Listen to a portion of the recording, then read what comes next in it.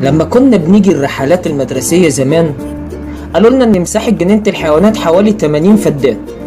عدد الحيوانات اللي موجودة تقريبا 6000 حيوان من 75 نوع وفصيلة مختلفة.